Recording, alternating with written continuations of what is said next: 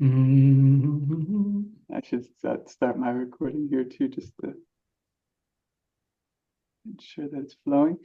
And with the guitar, I guess until like 3 or 4 after, and then you can kind of fade out, and I'll come in and welcome people. Yeah, I'll just when you start talking, I'll stop.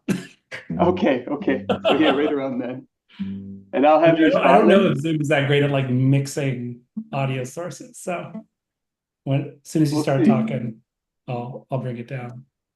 Cool, cool, cool. Maybe what I'll do is share this screen just for like a minute, and then I'll take down the share, and it'll show you Spotlit playing the guitar. Okay. Yeah.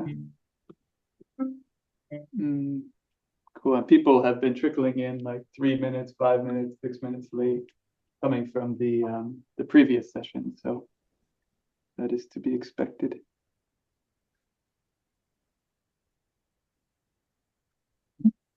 Cool.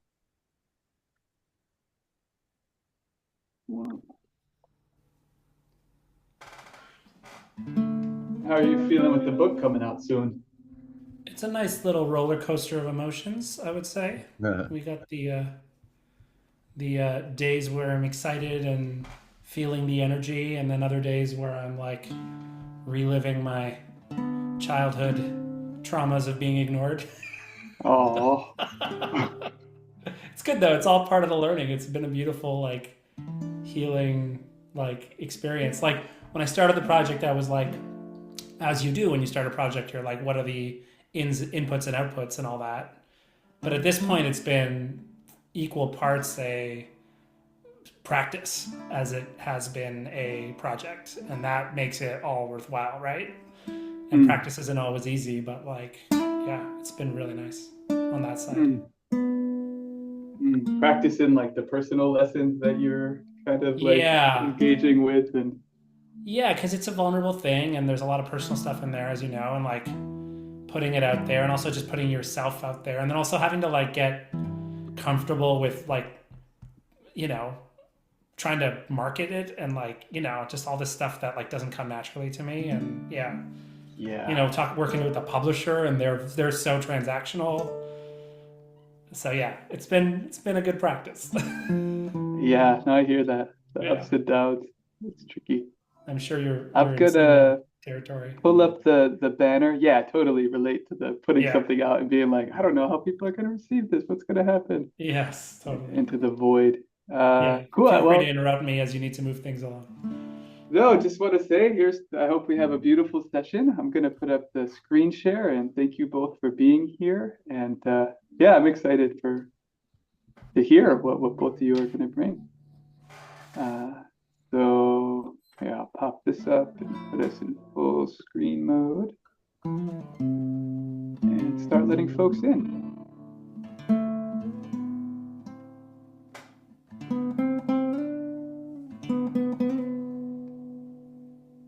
Oh, this is the wrong share.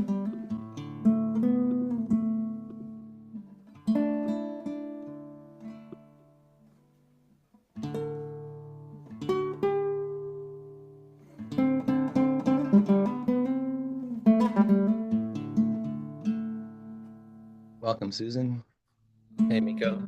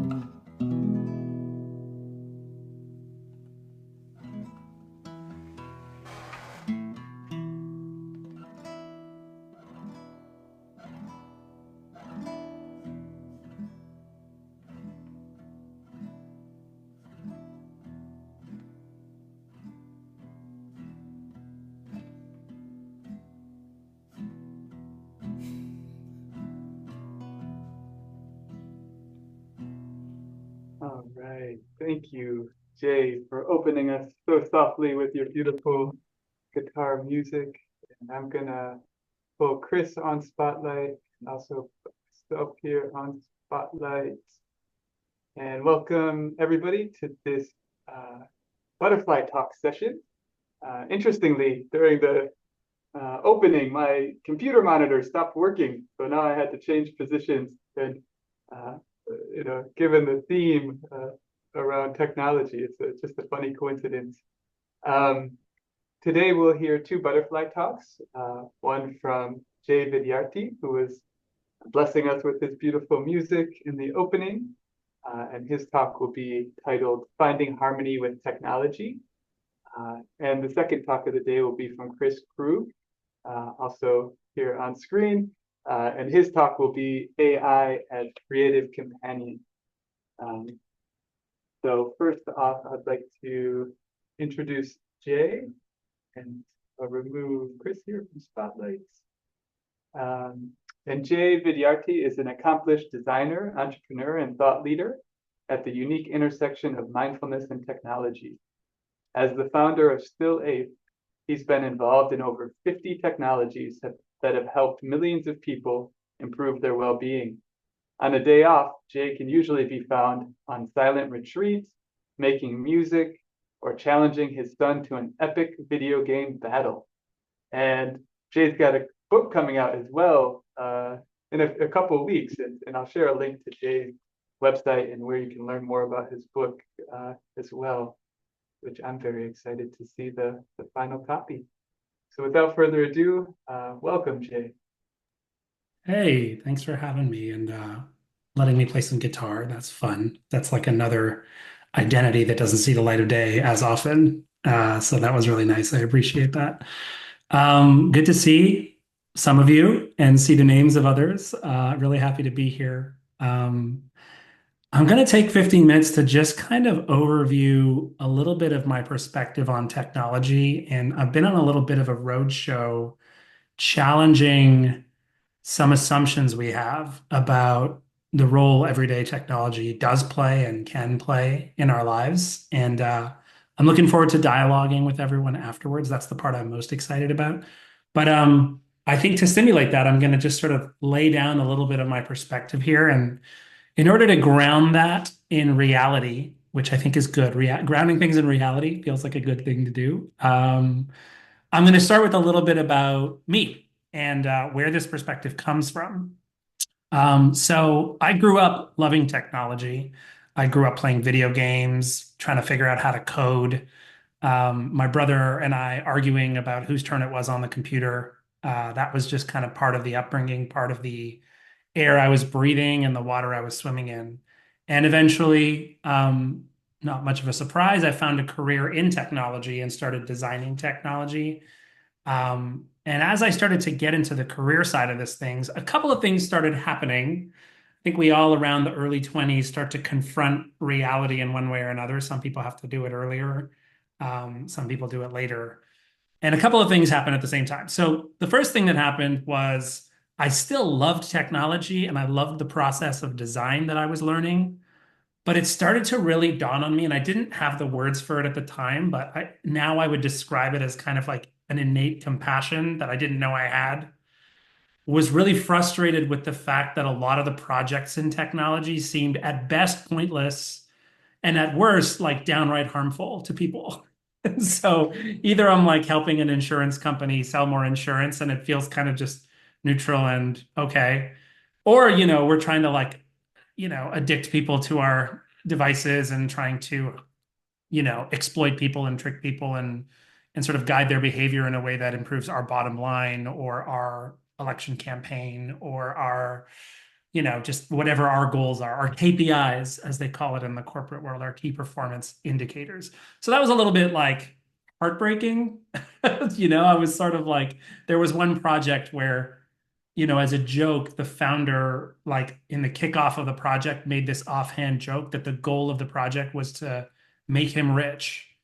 And I think some little part of me, like everyone was laughing, it was a good, funny joke. But I think that little heart was like, that was not a joke. That is actually the project. We're laughing that he had the gall to say it. And that was heartbreaking because I was really trying to, do something better with technology. The other thing that was happening this period of my life is I was discovering the power of mindfulness. Now, these practices were not foreign to me. My parents are both grew up in India. Meditation doesn't feel like some exotic practice to me. It feels like a family heritage. But I grew up in Canada, and like many teenagers, it was a family heritage that I rolled my eyes at and ignored. Right. So it wasn't like I was some 12-year-old meditating. I was like, oh, mom and dad do this silly stuff. Right. And it was around my early 20s where I started to see the wisdom of these practices and get really curious in going deep with them. And so at this point, I started to try to integrate the personal and professional and explore technology for mindfulness. And I'm going to gloss over a lot of the career journey there, but I'll summarize it by saying I found my way into a career of designing technology explicitly for mindfulness. And that was a bit of a bumpy road. There's not a lot of funding and money in that. There was a lot of skeptical eyes, especially around 2010, where I started to make this pivot. So this was maybe 3 or 4 years before the first mindfulness apps. So it wasn't common parlance that there would be mindfulness and technology integrated. And so throughout this journey from then on, but even as a kid, I kind of started to get deeper and deeper into meditation, but I still always had this love for technology. And so my pendulum was really swinging from like being always connected in work email, managing projects, watching streaming TV shows and playing video games in the evening to like periods of silent retreat where I was starting to go and explore like Hindu and yogic and Buddhist and meditative mindfulness paths. And I think I started to feel a little bit of a meaningless, purposeless burnout as this pendulum swung back and forth. And around 2015, I started to realize that there was a link between these two, other than creating a mindfulness app, creating a technology for mindfulness. I realized the inverse was also true, that we were growing into an attention economy where advertisers, political parties, corporations, social media companies were all trying to harvest our attention because it was becoming commodified. Meanwhile, I was going off to these mountains and practicing a practice, thousands of year old practice, that's all about harnessing our own attention. And it was around 2015 that I coined the term attention activism, which I defined as noticing with clarity and awareness what's pulling on our attention and making more intentional choices. And I chose the word activism intentionally because for thousands of years, many strands of contemplative practice in different traditions all around the world have been this sort of spiritual practice. Since Jon Kabat-Zinn introduced mindfulness-based stress reduction into the UMass hospital in about 1960s or 70s, it's had a second role. It's also been this growing intervention in healthcare settings. And that's why you can kind of find mindfulness, the growing science, You can find it in boardrooms and classrooms, and you can find it in hospital rooms now as it's integrating with society. And my vision is that this third wave of mindfulness, given the attention economy, especially if you think about the young people, Gen Z and Gen Alpha, who are born completely immersed in attention-grabbing technologies, my contention is that mindfulness is now becoming a form of activism. That when I sit and practice with my eyes closed, if we take a moment now to notice the next breath,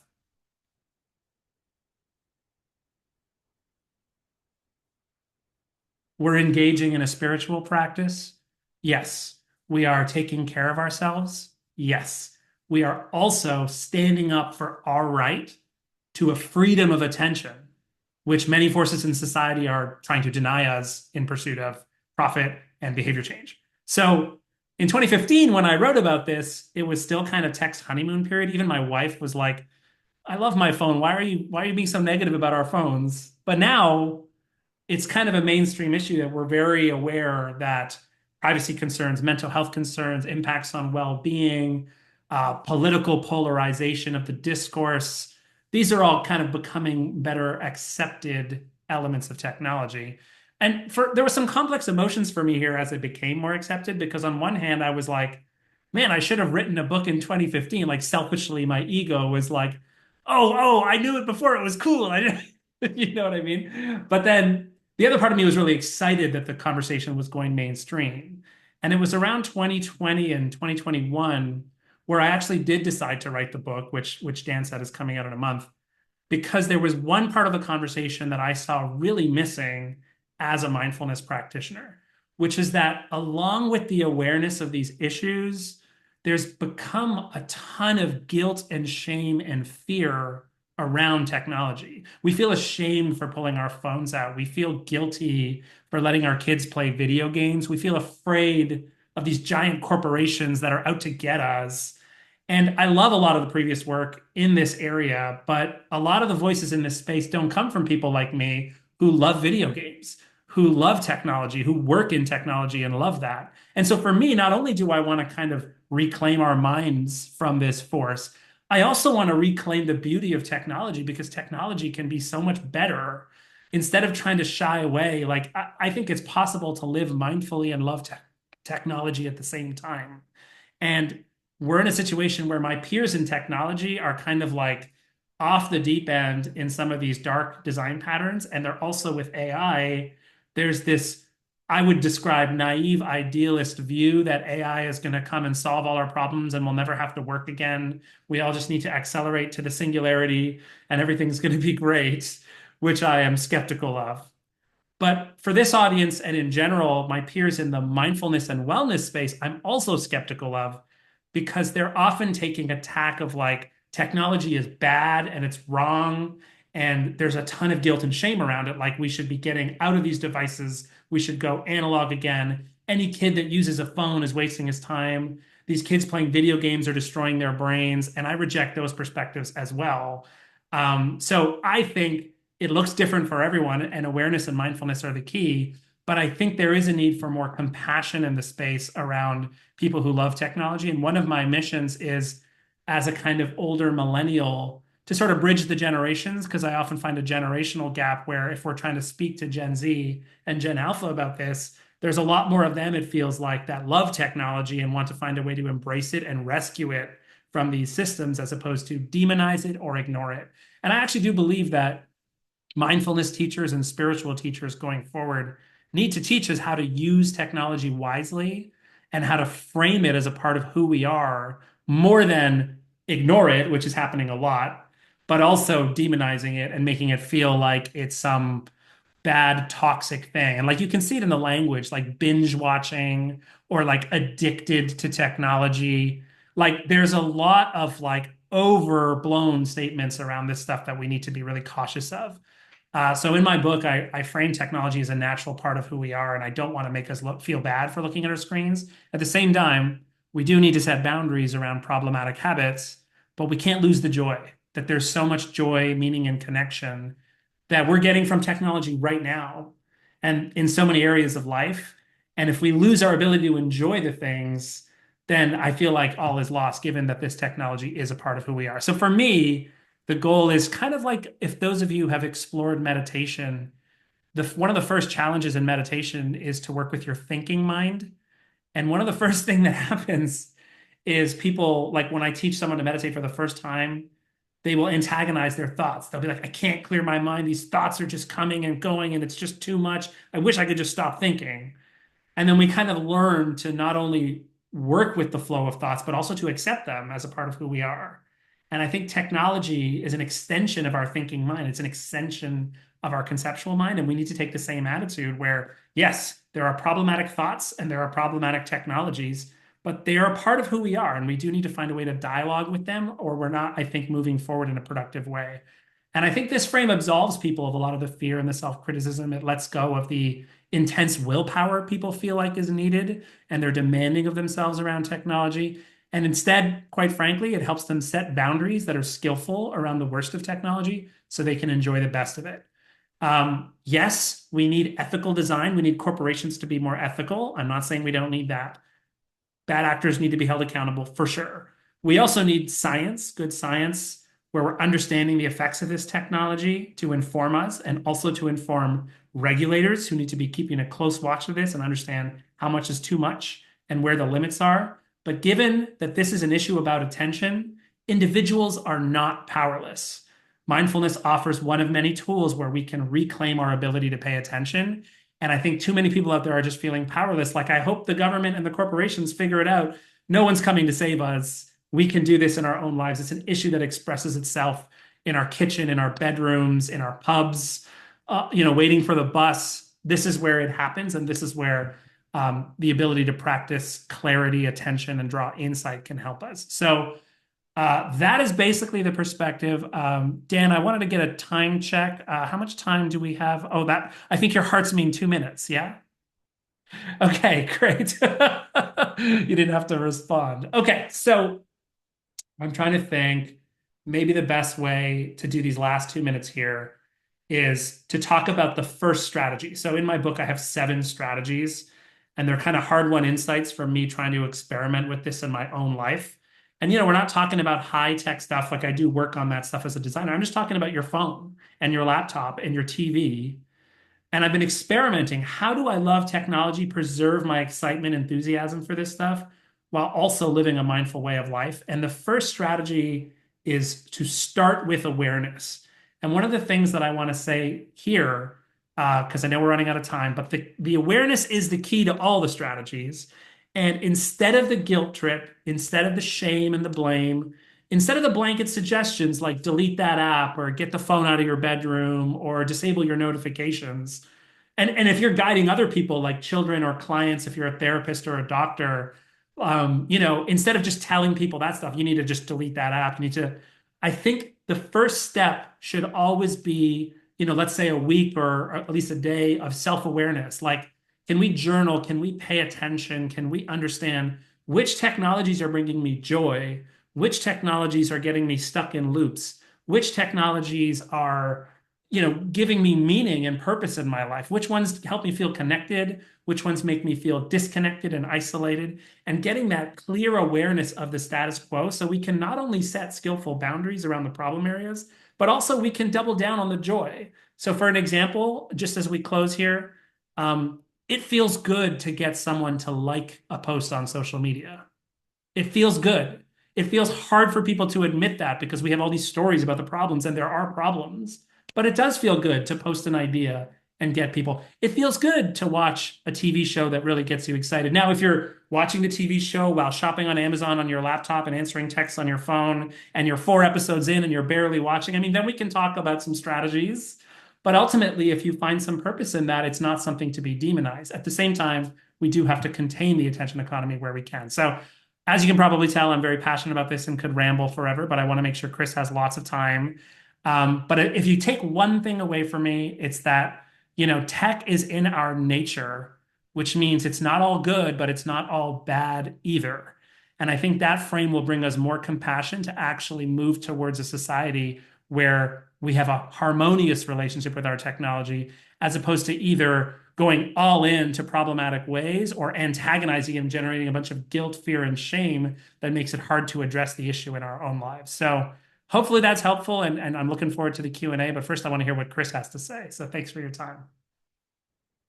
Awesome. Thank you so much, Jay. And so timely and needed at this point in civilization. So really appreciate you integrating these two worlds and being here today to share it with us.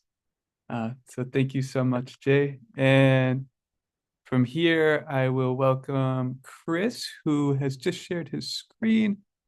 I want to spotlight you, Kris. There you are. So now you can see Kris spotlit as well. And I'm excited to introduce Kris, or KK, as he shared in his bio, a visionary tech artist, digital alchemist, and self-described cyberpunk anti-hero from the future with a camera and a cause. Kris has spent decades capturing history, defining moments from Occupy protests to presidential milestones and the radical creativity of Burning Man. But KK's journey didn't stop with documentation. It evolved into a mission to blend AI, activism, and art. They lead transformative AI workshops for creatives, champion indigenous economic sovereignty, and build digital communities that prioritize people over profit. Driven by a passion for democratizing creativity, KK is here to remind us that technology should serve humanity, not the other way around. So please, everybody, join me in welcoming KK. Welcome. Thank you for being with us here today. Thanks a lot, Dan. Thanks, Jay. Love the guitar and way to kind of just set our minds into the space of how we interact with our technology and stuff. So I'd love to unpack a lot of the stuff from that bio, but I'm totally not going to today. We can get into it in the question and answer if you want to. Involved with a lot of very interesting creative AI projects that I'd like to share with you. I prepared a bunch of examples today to share, but I decided to actually not share them, but I'm going to share them in the Q&A instead. But I have three great examples of people who are here on the west coast of BC using AI to do things that really have never been possible before. They're not just looking to optimize their efficiencies or, make synergistic strategies. They are truly inventing new ways of expressing themselves and communicating. And so I'm here today to say that it's never been about the tech for me, though I've immersed myself in technology my whole life. It's always about finding new forms of expression and connection, exploring my identity and connecting with others, and essentially building community and using tech to rage against the machine. You ever get the feeling that we're playing the wrong game? Like somewhere along the way, we got tricked into thinking that human beings meant running around with the most advanced mental software possible, hyper intellectual, hyper analytical, hyper yang, optimizing everything like a bunch of flesh and bone Excel spreadsheets. And yet, for all that brain power, we still trip over our own feet, fall in love with the wrong people, and laugh until we cry over stupid internet memes. That's the part AI won't get. That's the part that maybe we don't even fully get anymore. What if all this progress, this age of AI, automation, and algorithms isn't actually about making us think faster, compute harder, or win at capitalism? What if it's the opposite? What if it's about reminding us to lean into the things that AI can't do? I think all the time about the list of things that remains uniquely human, and it's getting pretty short. Laughing, crying, kissing, getting lost in the woods, breaking into spontaneous dance, feeling music so deeply that it rearranges our atoms. Maybe the next evolution of humanity isn't about being better machines, it's about being worse at being machines and way better at being animals. Because here's the thing, AI is already smarter than you at math, logic, extracting patterns from data, playing chess, but it still doesn't know what it means to dream. It doesn't know what it feels like to wake up at 3 a.m. with a deep, gut-wrenching longing for something you can't name. And it doesn't know how to sit in a room full of strangers and feel the unspoken electric current of shared experience. Maybe it's time to stop outsourcing our humanity to technology and instead use technology to reclaim the parts of ourselves we let atrophy. Less data crunching, more intuition. Less productivity hacks, more presence. Less efficiency, more mystery. What if the real singularity isn't when AI surpasses our intelligence, but when humans remember what it actually means to be human? I wrote this last night after talking to a friend about this talk, I shared with them some of the creative examples I wanted to give and stuff. But I told them I had been thinking a lot lately. I think that we are just like hyper optimized towards living in this kind of factory and computer world. And I actually don't think that that is the extent of what it means to be a human. I think that we have let atrophy things like empathy, connection with nature, spirituality, and a bunch of other stuff. And so I'm using these AI tools as tools of self reflection, introspection, and amplifying creativity. And I am excited to tell you that despite all the challenges we face, the fact that these models have been trained on the stolen art of all mankind, the fact that there's all sorts of toxic bias built into them from the outset, that with these tools, understanding them and building them my own and reclaiming some of these things, I've never felt as creative, productive, or as powerful in my whole life as I do right now. So this is where you're going to indulge me a little, please. I'm gonna play a video and we're gonna do a little writing. I'm not going to introduce this too much. I'm going to say that this guy's a major AI thought leader podcaster, and he's interviewing another guy who's an AI researcher who wishes to remain anonymous. Now that you know that AI is a thing that is coming, but basically what's your thinking around how you see your role in this timeline, and also how you're thinking about how to spend these next few years? Yeah, I've been thinking about that quite a lot. What do I want to do? You Right. know, and what would be useful to do? Mm-hmm. I'm doing things now because I want to do them, regardless of whether it will be possible for an AI to do them in like 3 years. I do something because I want to, because I like it. You know, I find it funny or whatever. Or maybe I think carefully about kind of just doing the human part of it, like laying out a proposal or something. If you take seriously the idea of getting AGI in just a few years, you don't necessarily have to implement stuff and do it yourself. Mm-hmm. You can sketch out clearly like what you want and why it would be good, and then how to do it. Right. And then basically just wait for the better AGI to come along and actually do it then. Right.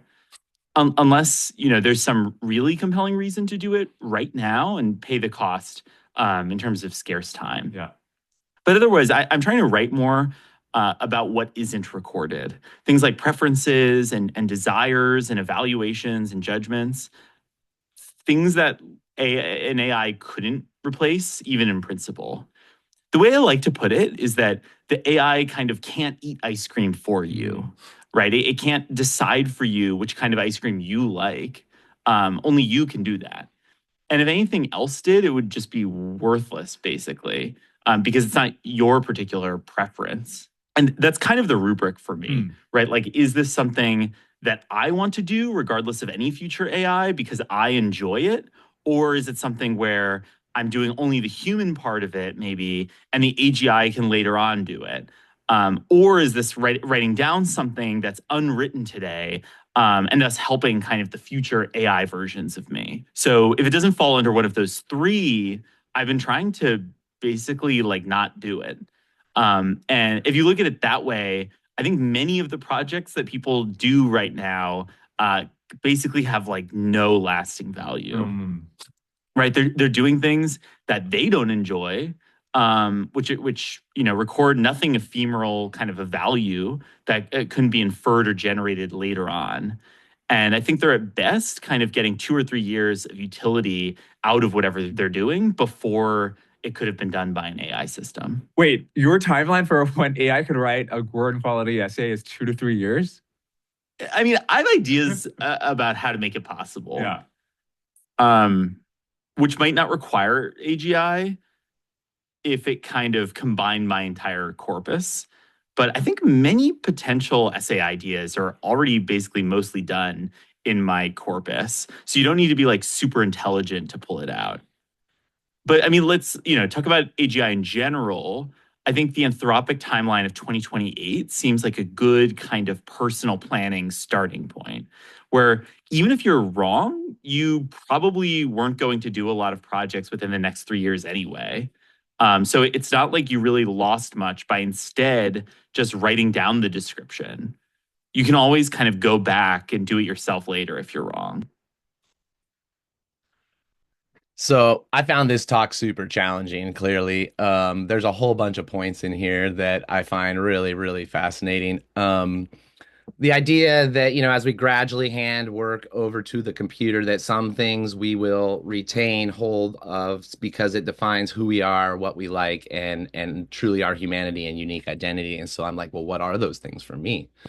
And I really like his perspective too when he talks about expressing preferences, judgments, critical thinkings, likes, aversions, and stuff, things that uniquely define who we are and what makes us human. And so I want to take a little minute.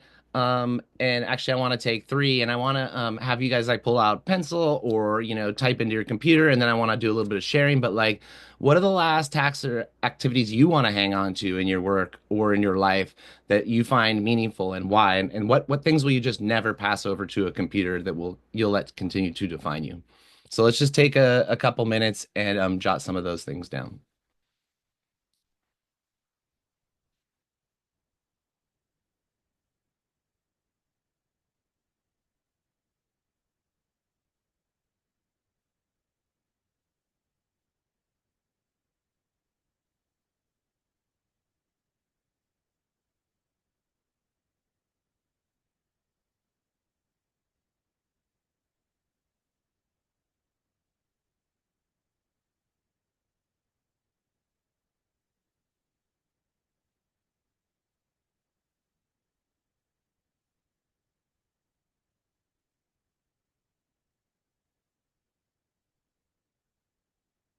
Take another minute, add some stuff to the list of make things that make us uniquely human, things that you want to keep that define who you are, that you enjoy.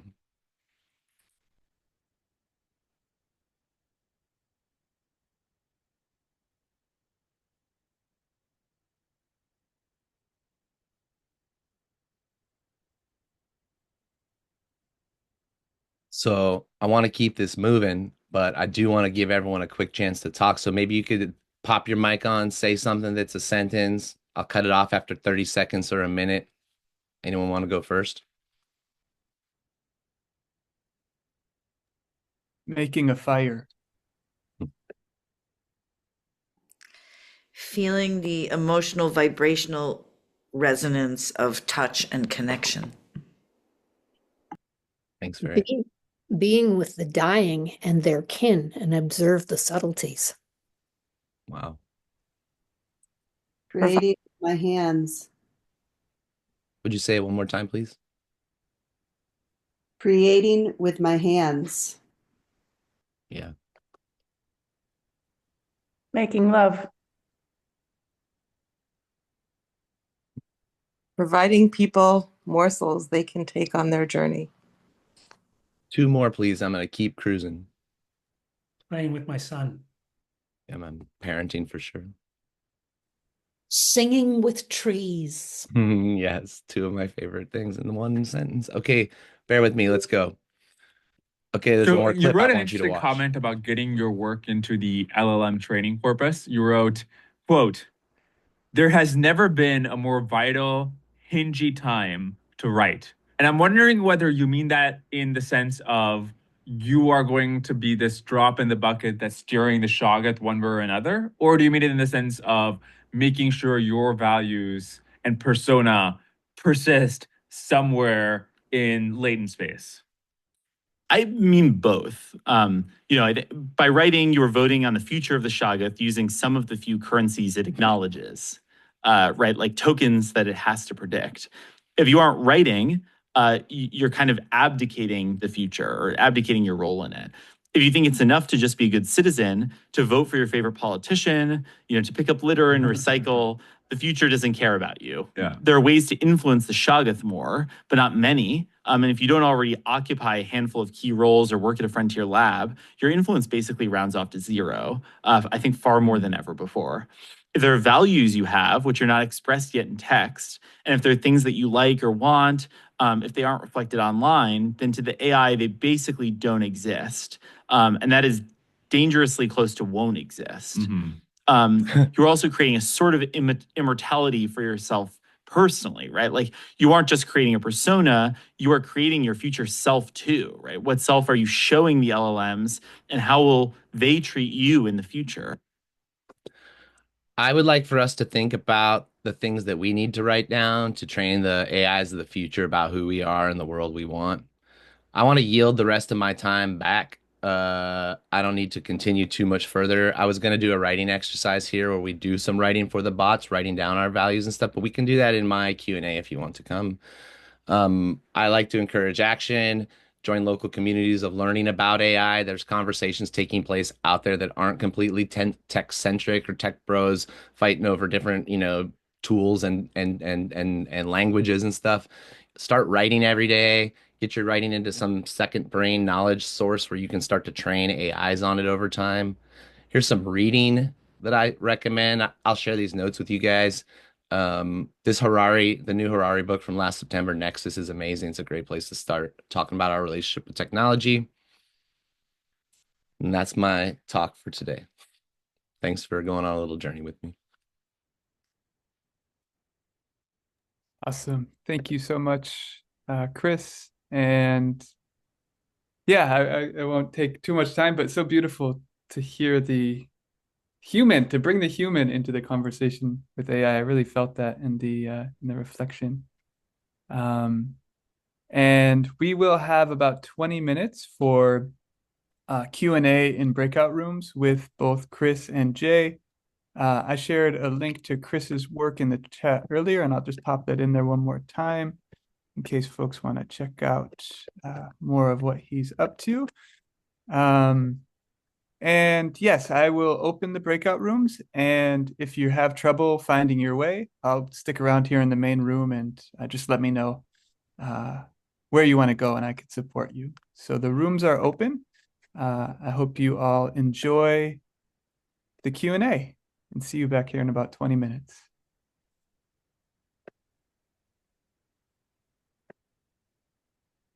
Oh, it should be 15 minutes. I'm sorry.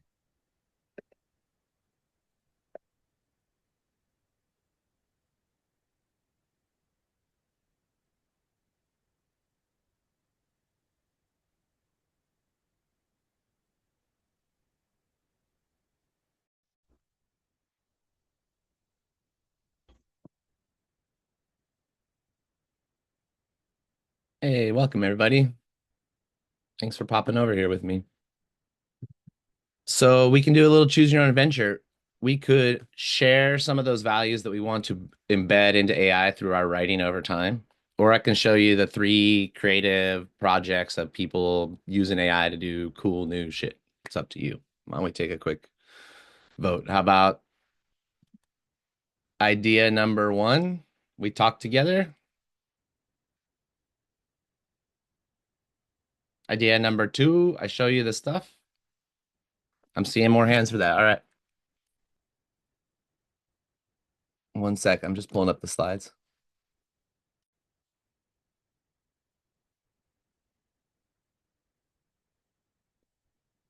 Cool. And let me just press the share. I think this is right.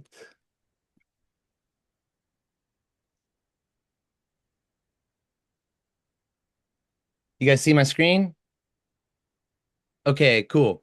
The first company and guy I want to tell you about is called Tobias Chen. He runs a company called Volumetric Camera Systems. He's invented a whole bunch of amazing technology, including camera hardware and the ability to use AI and machine learning to bring in 250 camera feeds at one time and then map them into the inside of immersive domes.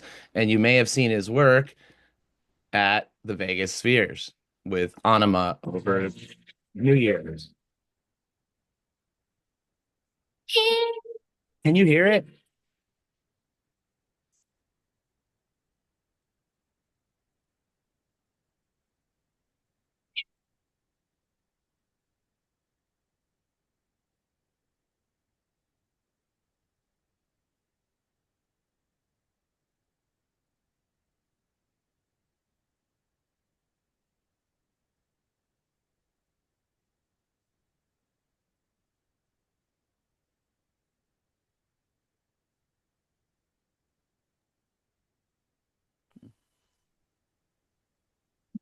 So this is a the coolest space in the world, the Vegas Sphere, and it's got the fanciest tech in there. And this guy who I know from Vancouver is using this geodesic dome with a tarp over it and all these cameras that he built to do 3D volumetric capture of people and then map it into three-dimensional virtual worlds using AI and then output this stuff into Apple Vision Pro. He had never even set foot in this space when he built all the content for this talk. Specifically, he did this end scene, which was amazing to me. You can see the people there at the bottom for scale, and this is like, all immersive in a dome. Can't hear it this time either. Sound.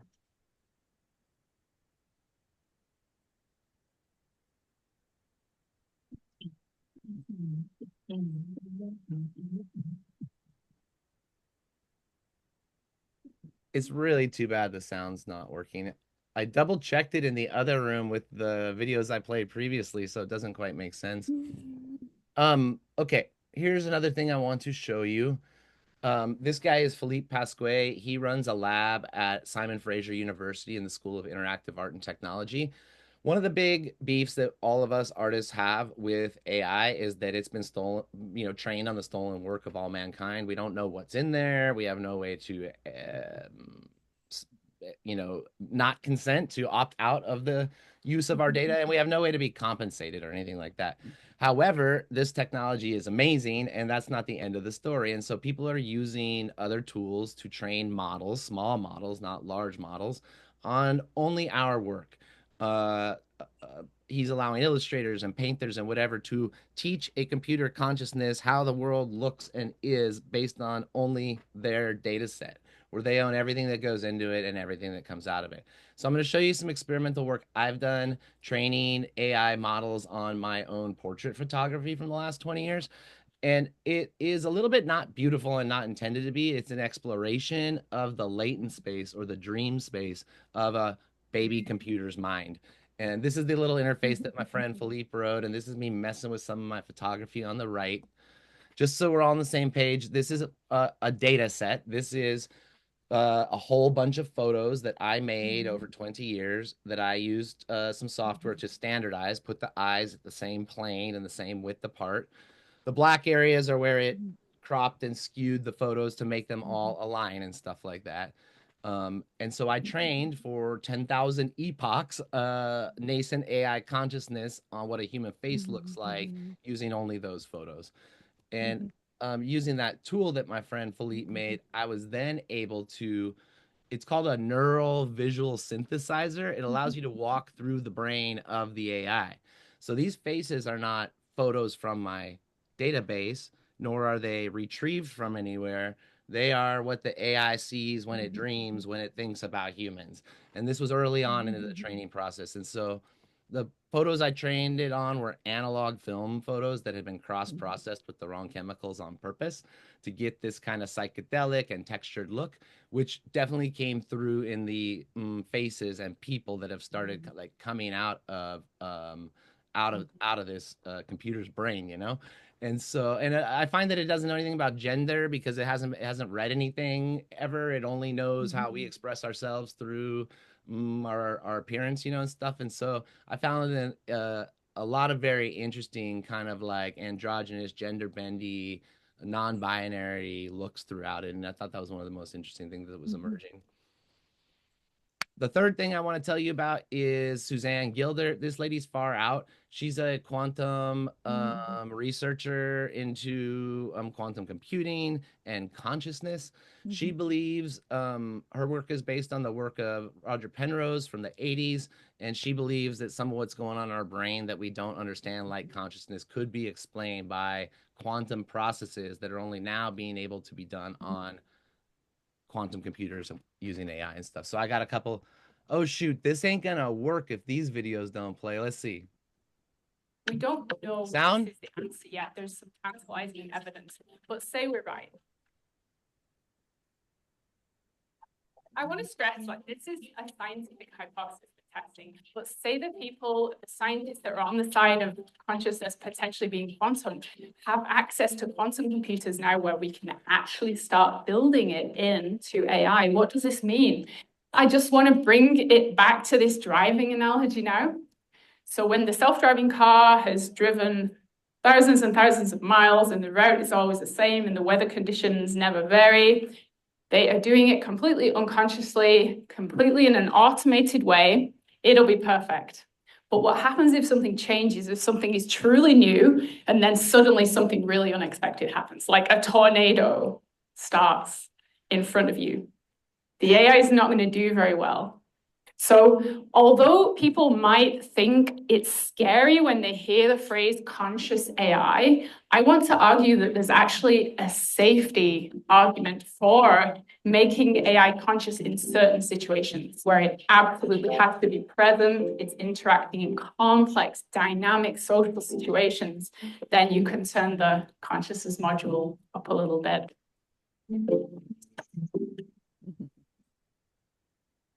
I think we absolutely have to understand consciousness. What it is. So people tend to fall into one of two camps. They say, oh, AI will never be conscious.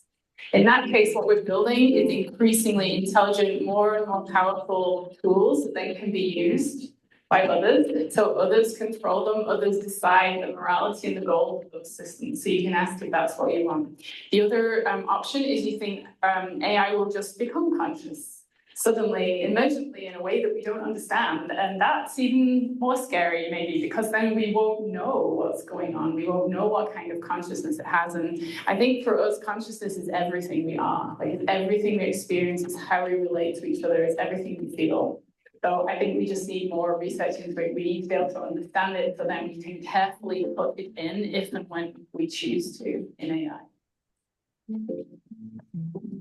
Don't know. Yeah.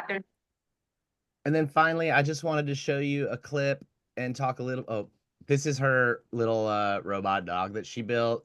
That she's installed some of her consciousness experimental code on. It essentially can perceive human emotions through its cameras and use LLMs to interact on a more emotional level with people and respond to them that way. It doesn't talk like a dog wouldn't talk. It doesn't talk. It acts like a dog, but based on an LLM's thinking process and based on the reading of the people's emotions that are around. So that's one of her experiments she's doing right now.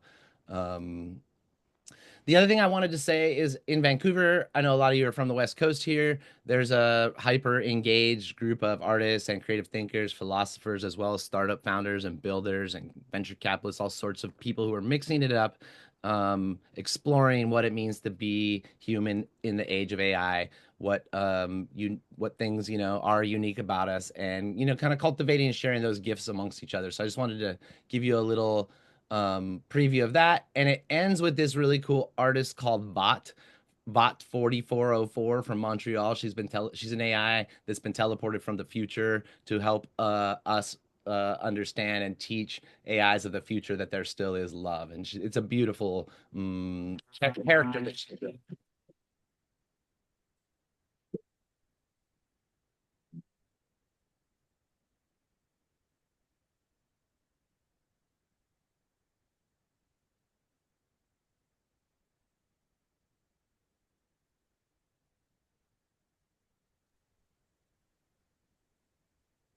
Hi, Kris. Is this open mic time right now, or? Welcome to the December Vancouver AI Community Meetup. You are the Vancouver AI community.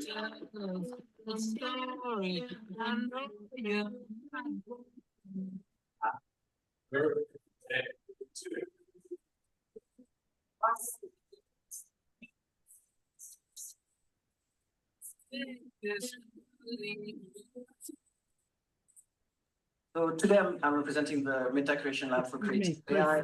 You're meaning to show us something. It's not showing up. Hello?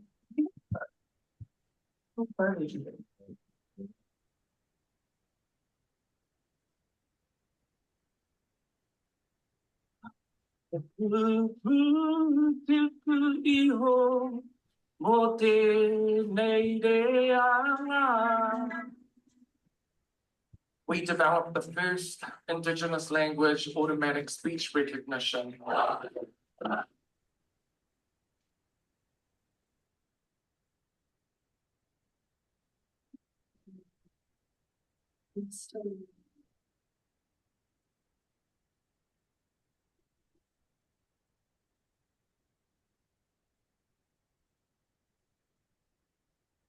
So I guess I'm going to open up the floor. I see a couple hands up. I offer you these 4 examples of just people and communities that are using AI in creative ways to do things that to express their humanity, explore where we're going, stuff like that.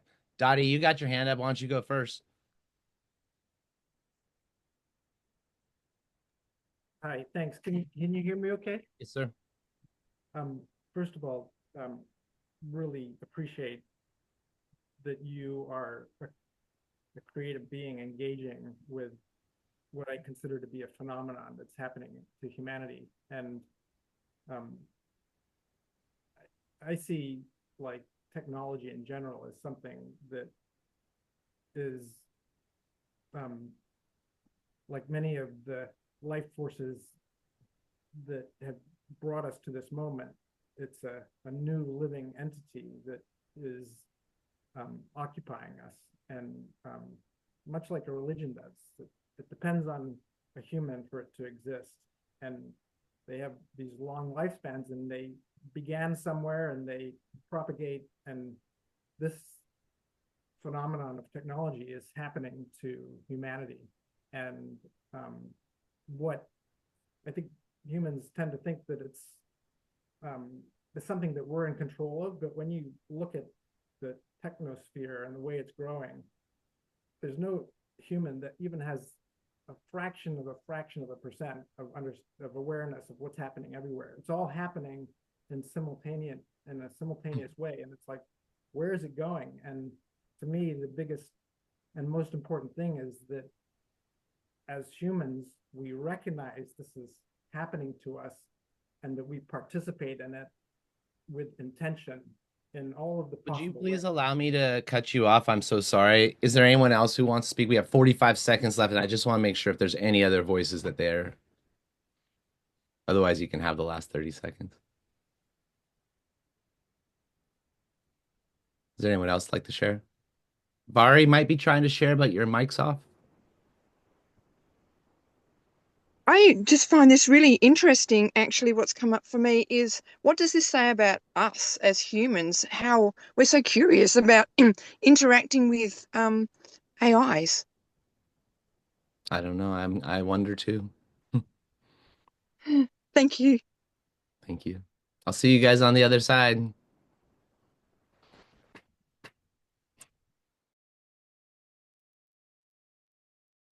Okay. We got cut off for time, Don, but thank you for your question. Yeah, it's always tough leaving the breakout rooms and not getting cut off. But we made the questionable decision of trying to take one last question with 40 seconds to go, but I think we did okay. Cool. Well, I hope you had nice breakout rooms. And if there are more questions, I hope you feel called to reach out and ask them and continue to explore. To close the session, I'd like to invite Kris and Jay back on for a round of closing comments, remarks, reflections, noticings, whatever either of you would like to close with. And let me remove myself.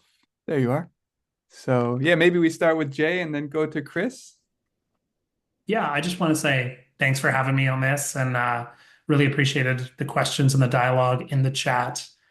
And ultimately, like, there are so many complex issues that are facing us right now. And my personal belief, and I don't think everyone should make this the priority, but it's kind of my priority, is that our state of mind and our ability to pay attention is sort of a layer element to almost, if not all, other problems. It's not like getting and reclaiming our attention and befriending our technology is going to immediately solve all our problems, but I feel like it's the fact that we have this fractional way of paying attention and this inability to find compassion and harmony with the technology that we use in our life as individuals and as a collective is making the rest of the problems we have to solve way harder than they need to be. And so I think This can get high and mighty, and we can think about regulators and tech companies, all that, and that's all very important. But like I mentioned earlier, when you sit and you do nothing for a moment and you don't let the forces of society choose what you should pay attention to for you, and you make an intentional choice to pay attention, whether it's your breath or your child's face or the snow falling or the sunrise or the sunset, in that moment, what was once spiritual has recently become about health and well-being is now an activist stance. And I think it's only going to become more so. So that is something you can do in this moment to stand up for your own freedom of attention and to set an example for those you care about. And if enough of us do it, probably beyond my lifetime, but if enough of us do it, I firmly believe that our collective will have to follow suit. So thank you for your time, and don't hesitate to reach out. Nice, Jay. Thanks. Well, has anyone ever heard of MBO's most benevolent outcomes? Someone shared this prayer with me last year, and I was super inspired by it. They shared it with me at an AI workshop, and so I decided to write an AI version of MBOs that included a more expansive view of entities and consciousness and intelligence. And so I just want to take a breath together, and I want to read this prayer, share this prayer with you. It's available on my website. Thank you very much for being here and for coming to the Q&A and stuff. It's been awesome. This is a unique group of people. I talk about AI all the time, but I don't always get to talk about it at this level. So thank you very much.